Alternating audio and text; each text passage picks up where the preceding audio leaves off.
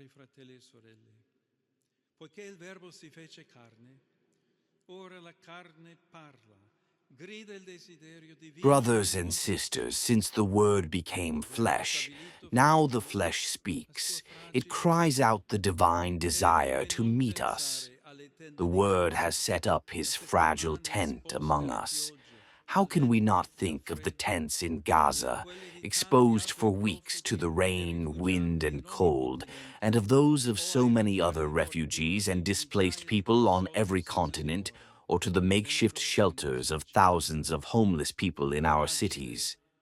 Fragile is the flesh of helpless populations, tested by so many wars, ongoing or ended, leaving rubble and open wounds. Fragile are the minds and lives of young people forced into arms, who feel it right at the front line. The senselessness of what is asked of them, and the lies that are imbued in the bombastic speeches of those who send them to die. When the fragility of others penetrates our hearts, when the pain of others shatters our granite certainties, then peace already begins. The peace of God is born from a welcomed cry, from a listen to weeping. It is born among ruins that call for new solidarity. It is born from dreams and visions that, like prophecies, reverse the course of history.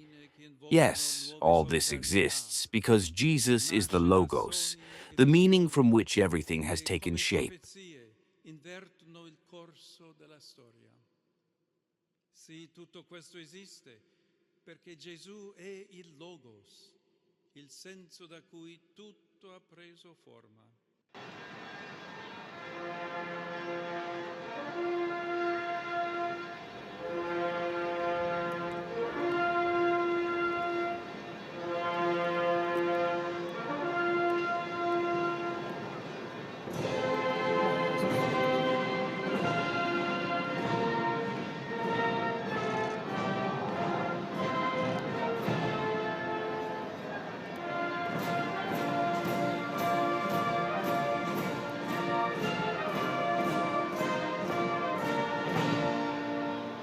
Riconciliazione.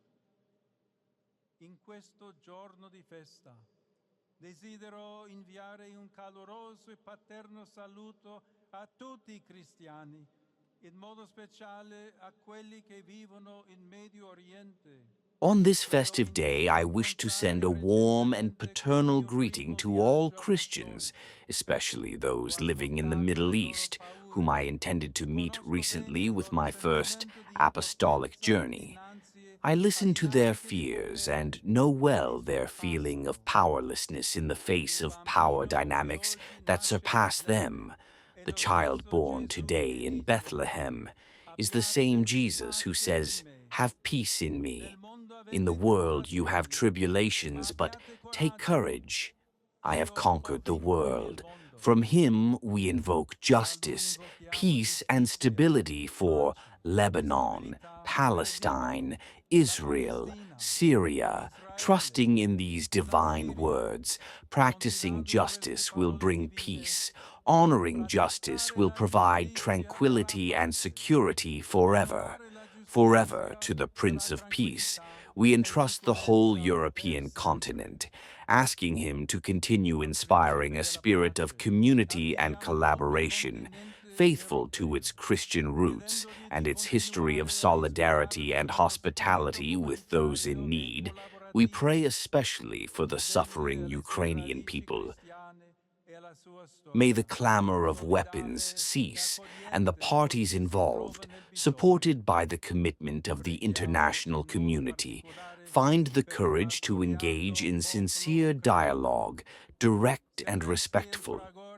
From the child of Bethlehem, we implore peace and consolation for the victims of all ongoing wars in the world, especially for those that are forgotten, and for all those who suffer because of injustice, political instability, religious persecution, and terrorism. I particularly remember the brothers and sisters of Sudan, South Sudan, Mali, Burkina Faso, and the Democratic Republic of the Congo. In the days of the Jubilee of Hope, we pray to God made man for the dear people of Haiti, so that all forms of violence in the country may cease, and it may progress on the path of peace and reconciliation.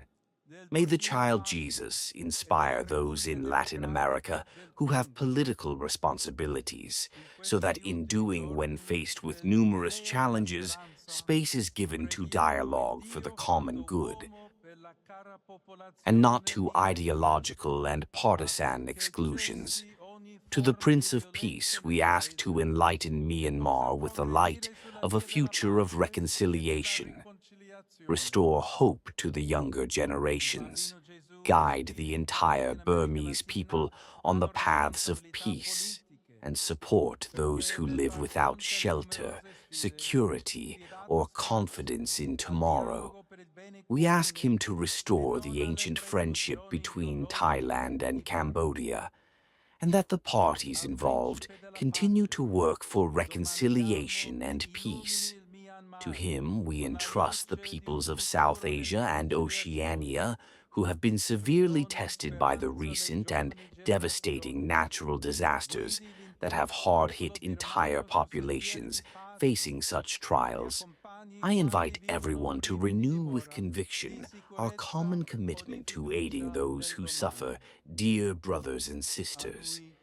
In the darkness of the night, the true light came into the world, the one that enlightens every man, but his own did not receive him.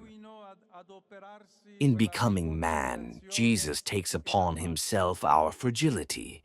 He identifies with each of us, with those who have nothing left and have lost everything like the inhabitants of Gaza, with those who are in the grip of hunger and poverty like the Yemeni people, with those fleeing their homeland to seek a future elsewhere, like the many refugees and migrants who cross the Mediterranean or travel the American continent, with those who have lost their jobs and those who are looking for one, like many young people struggling to find employment, with those who are exploited like too many underpaid workers, with those who are in prison and often live in inhumane conditions. To the heart of God reaches the invocation of peace that rises from every land, as a poet writes, not the peace of a ceasefire, nor the vision of the wolf and the lamb, but rather as in the heart when the excitement is over, and one can only speak of a great weariness. May it come like wildflowers suddenly, because the field needs it. Wild peace on this holy day. We open our hearts to the brothers and sisters who are in need and in pain. So opening it to the child Jesus, who with open arms welcomes us and reveals to us his divinity.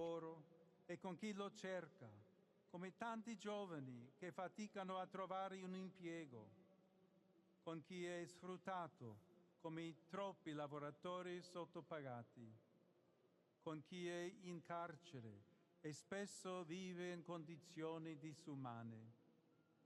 Al cuore di Dio giunge l'invocazione di pace che sale da ogni